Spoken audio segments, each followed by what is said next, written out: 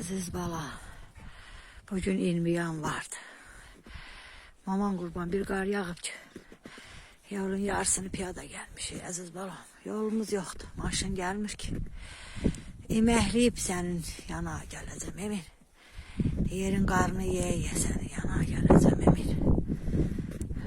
Benim kar kabağımı kesebilmez ki. Maman ölsün. Aziz balam, güzel balam. Yüreğim sana kurban emin. Canım sana kurban emin. Maman sana kurban emin. Gelmişem nefesimden otağı kızıştırmaya, canıyı kızıştırmaya, ayakları kızıştırmaya. Maman ölsün. Ay güzel balam. Senin yolun niye burada oldu çok güzel balam? Niye yolumuz mezarlık yolu oldu güzel balam?